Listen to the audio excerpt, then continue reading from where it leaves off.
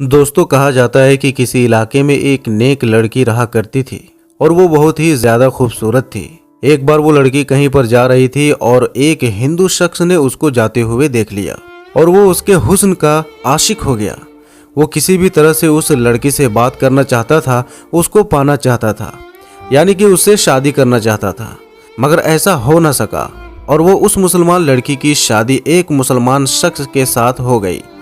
वो उसके साथ में बहुत खुश थी और इधर वो गैर मुस्लिम शख्स उस लड़की के प्यार में पागल हो रहा था। वो उसको दिलो जान से चाहने लगा था, मगर वो शादी करके किसी और के पास चली गई। जब उसको पता चला तो वो कहने लगा कि वो लड़की शादी करके किसी और के पास गई हुई तो है, मगर मैं उसको कभी भी सुकून के साथ रहने नहीं दूंगा, उसका सुख और चैन छीन लूंगा।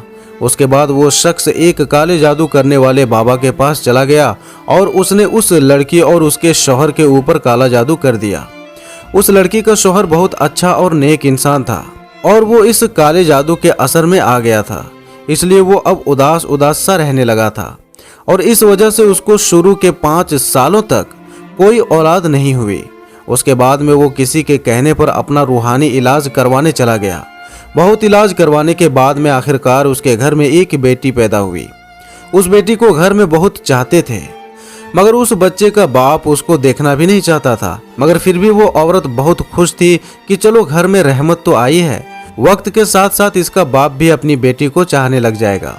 इसके बाद जब वो बेटी तकरीबन 8 महीने की हुई, फिर एक दिन एक फकीर बाबा ने उनके दरवाजे पर आवाज लगाई।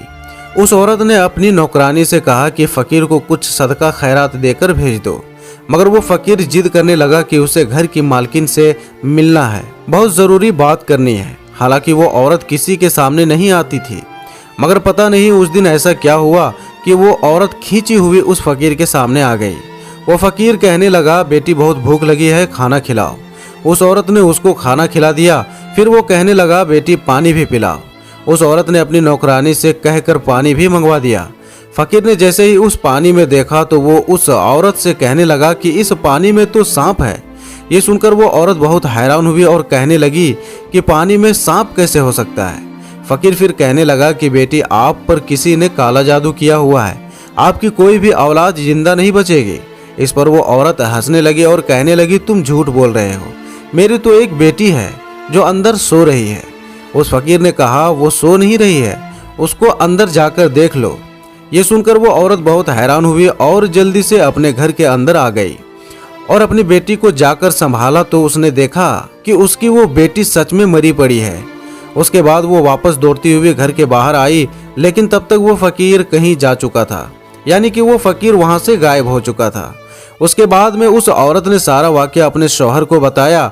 सब लोग बहुत हैरान थे कि बच्ची की अचानक इस तरह से मौत कैसे हो गई और वो फकीर कौन था, लेकिन फिर सब्र तो करना ही था। इस औरत ने भी सब्र किया और अल्लाह के सामने सजदा करके गिड़गिड़ाने लगी और कहने लगी कि या अल्लाह, मुझसे ऐसा कौन सा गुनाह हो गया है कि मुझसे मेरी खुशियां ही रूठ गई है। खैर दोस्तों, इस बच्ची की मौत के 1 साल के बाद फिर से इस औरत की एक और बेटी पैदा हुई, जो पहली वाली बेटी से भी बहुत ज्यादा खूबसूरत थी। वो औरत अपनी इस बेटी को किसी के सामने नहीं लाना चाहती थी ताकि उसको किसी की नजर न लग जाए, क्योंकि वो अपनी एक बेटी को खो चुकी थी, इसलिए वो अपनी इस दूसरी बेटी को खोना नहीं चाहती थी। लेकिन जब उसकी वो बेटी 2 साल की हुई, फिर एक बार वो फकीर उस औरत के दरवाजे पर आया और आवाज लगाने लगा। जैसे ही उस औरत की नौकरानी उस फकीर को सदका खैरात देने के लिए गई, तब वो उसको पहचान गई और उसने भागते हुए अपनी मालकिन से जाकर बताया। तो इस औरत को शक हो गया कि कहीं ये फकीर उसकी दूसरी बेटी को लेने के लिए तो नहीं आया, इसलिए भागते हुए पहले अपनी बेटी के पास गई। उसने देखा कि उसकी वो बेटी आराम से सो रही है। उसने अल्लाह का शुक्र अदा किया और फिर अपनी नौकरानी से कहा कि उसे सदका खैरात देकर रुखसत कर दो। वो फकीर घर से जाते हुए ये कहने लगा कि इस घर की मालकिन पर बहुत ही बुरा जादू किया गया है, इस घर की कोई भी औलाद जिंदा नहीं बचेगी, उससे कहो अपना इलाज करवाएं। इस तरह से कहकर वो फकीर वहां से चला गया। उस फकीर की ये बातें सुनकर वो औरत रोने लगी। ये देखकर उसकी नौकरानी अपने मालिक के पास, यानी कि उस औरत के शौहर के पास गई और उसको बुलाकर लाई। उसका शौहर एक घोड़े पर बैठकर अपने घर पहुंचा। जैसे ही वो घोड़ा उसके घर के अंदर दाखिल हुआ तो अजीब हरकतें करने लगा। वही उस घर के आंगन में अपने पैरों से गड्ढा खोदने लगा। ये देखकर सब लोग हैरान हो गए कि ये घोड़ा घर में किसकी कब्र खोद रहा है। देखते देखते उस घोड़े ने एक बड़ा सा गड्ढा खोद दिया। फिर उसके बाद उस औरत की बेटी अपने कमरे से चलती हुई उस गड्ढे के पास आई। सब उसको रोकते इससे पहले ही उस गड्ढे में गिर गई और उसकी वहीं पर जान निकल गई। इस हादसे के बाद में अब उस औरत को यकीन हो गया था कि वो फकीर ठीक ही कह रहा है। उसके बाद दोस्तों फिर वो एक बहुत बड़े आलिम के पास गई और अपना इलाज करवाना शुरू कर दिया। उस इलाज के दौरान ही उसके घर में एक और बेटी पैदा हुई। अब वो औरत और उसका शौहर दोनों ही खौफजदा रहते थे कि उनकी इस बेटी के साथ भी कुछ ऐसा वैसा ना हो जाए, मगर आखिर में वही हुआ जिसका उनको डर था। एक दिन वो दोनों अपनी बेटी को साथ लेकर उस आलिम के पास जा रहे थे कि रास्ते में अचानक कहीं से उड़ती हुई एक चील आई और वो उस मासूम सी बच्ची को उठाकर ले गई और ये दोनों मियाँ बीवी देखते ही रह गए। उस चील ने आसमान में ले जाकर उस बच्चे को वहीं से छोड़ दिया। वो बच्ची सीधा जमीन पर आकर गिर गई और उसका पूरा जिस्म पूरी तरह से बिखर गया। यह हादसा देखकर दोनों मियाँ बीवी तड़प कर रह गए, मगर वो करते भी तो क्या करते। अब वो सोचने लगे कि आखिर ये सब हो क्यों रहा है, आखिर हमारी बेटियों को मारने वाला है कौन। दोस्तों इसके कुछ दिनों के बाद में इसके घर में फिर वो फकीर आया और आवाज लगाने लगा। नौकरानी ने देखा कि ये तो वही फकीर है। नौकरानी दौड़ती हुई अपनी मालकिन के पास गई और उसको इस फकीर के बारे में बताया। तो वो औरत इस फकीर के सामने आई और रोती हुई बोली, अब तुम किसको लेने आए हो? जब भी तुम आते हो हमारी औलाद को ले जाते हो। अब तो मेरे पास में कुछ बचा भी नहीं है, अब तो मेरी गोद भी खाली है। वो फकीर कहने लगा, ऐ औरत, तुम मुझ पर यकीन रखती हो तो मुझे अपने घर के अंदर ले चलो, मुझे खास तुम्हारे काम के लिए ही भेजा गया है। उस औरत ने उस फकीर पर यकीन कर लिया और उसको अपने घर के अंदर लेकर आई। फकीर ने उसके पूरे घर का चक्कर लगाया और फिर एक जगह पर बैठ गया और फिर पानी मांगने लगा। उसकी नौकरानी ने उसे पानी लाकर दिया। फिर फकीर काफी देर तक उस पानी पर कुछ पढ़ता रहा और उस औरत से कहा कि देखो इस पानी के अंदर तुम्हें क्या दिख रहा है। जैसे ही उस औरत ने उस पानी के अंदर देखा तो एक जोरदार चीख मारकर पीछे हट गई, क्योंकि उस पानी में एक काला बड़ा सांप कुंडली मारे हुए बैठा हुआ था।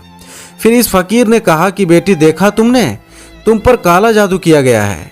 इस काले जादू से तुम्हारे पेट के अंदर एक सांप को बिठा दिया गया है जो तुम्हारे हर बच्चे को मार देता है। वो औरत कहने लगी, पर मेरे तो सारे बच्चे सही सलामत पैदा होते हैं। तो उस फकीर ने कहा, तुम्हें खुशियां मिलती जरूर हैं, मगर फिर वापस छीन ली जाती है। आपके बच्चों को मारने वाला कोई और नहीं बल्कि वही सांप है जो तुम्हारे पेट में बैठा हुआ है। वो औरत कहने लगी, बाबा मगर मेरा दुश्मन कौन है, वो कौन है जिसने मेरे ऊपर काला जादू किया है?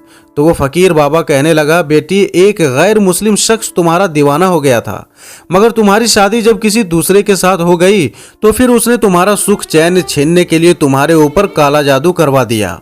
अब अगर तुम चाहती हो कि तुम्हारे ऊपर से काले जादू का असर खत्म हो जाए और तुम्हें औलाद का सुख मिल जाए तो तुम्हें एक मुश्किल घड़ी के साथ गुजरना होगा। वह औरत अल्लाह की एक नेक बंदी थी। उसने हिम्मत करके कहा कि मैं इसके लिए हर मुश्किल घड़ी से गुजरने के लिए तैयार हूँ, आप बस हुक्म करें, बस इस गंदे इल्म को यहाँ से हटाना है। वो फकीर कहने लगा, तुम्हें अपनी औलाद को जिंदा रखने के लिए उस सांप को पहले पैदा करना होगा, यानी कि उस सांप को पहले अपने पेट से बाहर निकालना होगा, तभी तुम्हारे आने वाले बच्चों की जिंदगी महफूज हो सकती है। तो वो अपनी औलाद को बचाने के लिए इस मुश्किल काम को करने के लिए राजी हो गई। उसके बाद उस फकीर ने उसको कुछ अमल भी बताए जिसको उसे रात में तन्हाई में करना था। फकीर ने उस औरत को यह भी बताया कि वो सांप तुम्हारे पेट में मौजूद जरूर है, मगर वो अंदर बढ़ नहीं रहा है। अगर तुम उससे मोहब्बत का इजहार करोगी, यानी कि अगर तुम उससे कहोगी कि ये मेरा बच्चा है, मुझे इसको पैदा करना है, तो फिर वो तुम्हारी हर बात सुनने लगेगा। फिर किसी भी तरह से तुम उसे अपने पेट से बाहर निकाल सकोगी। उसके बाद ऐसा ही हुआ और औरत ने अपने पेट पर हाथ फेरते हुए कहती थी कि मेरे पेट के अंदर जो भी है वो मेरा ही बच्चा है, मैं उसे दुनिया में लाना चाहती हूँ, मैं उसकी माँ हूँ। तो उस सांप ने उसकी ये बातें सुन ली। फिर वो सांप उसके पेट के अंदर बढ़ना शुरू हो गया। इस औरत ने एक बूढ़ी दाई माँ से भी बात कर ली थी कि जब भी मेरे बच्चा पैदा होगा तो मेरे पेट से कोई बच्चा बाहर नहीं आएगा, बल्कि हो सकता है एक सांप बाहर निकलेगा, मगर तुम डरना मत। वो बूढ़ी औरत भी हिम्मत वाली थी, वो इसके लिए तैयार हो गई। फिर एक दिन वो वक्त भी आ गया जब उस औरत ने एक सांप को जन्म दे दिया, लेकिन उन वजीफों की बरकत से वो सांप जिंदा नहीं बल्कि मुर्दा हालत में बाहर आया।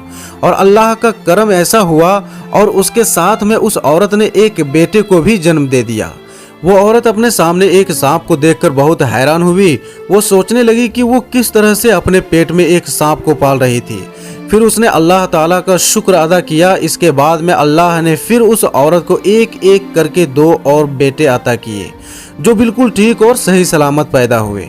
काले जादू का असर अब पूरी तरह से खत्म हो चुका था। इसके कुछ दिनों के बाद वो फकीर बाबा उसके दरवाजे पर आया।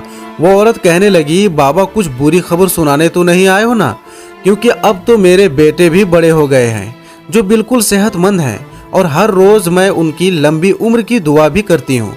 तो ये सुनकर फकीर बाबा ने कहा, बेटी इस बार मैं तुम्हें कोई बुरी खबर नहीं बल्कि अच्छी खबर सुनाने आया हूँ। तुम पर जिस हिंदू शख्स ने काला जादू करवाया था वो फिर से तुम्हारे ऊपर काला जादू करवाने के लिए जंगल में चंदन की लकड़ियां काट रहा था, तो उसको किसी बड़े से काले सांप ने डस लिया और वो वहीं पर तड़पकर मर गया। ये सुनकर वो औरत बहुत खुश हुई और अल्लाह का शुक्र अदा करने लगी। तो दोस्तों देखा आपने कि बुरा काम का नतीजा बुरा ही होता है। आप जिसके साथ जैसा करोगे उसका फल आपको वैसा ही मिलेगा। दोस्तों अगर ये वीडियो आपको पसंद आई हो तो इस वीडियो को ज्यादा से ज्यादा अपने करीबी रिश्तेदारों में शेयर करें और हमारे इस चैनल को सब्सक्राइब करके बगल में बेल आइकन बटन जो है उसको भी दबा लें, ताकि हर आने वाली न्यू वीडियो की नोटिफिकेशन आप तक बर वक्त पहुंचती रहे। तो दोस्तों मिलेंगे फिर एक और नई वीडियो के साथ, तब तक के लिए अस्सलामु अलैकुम, अल्लाह हाफिज।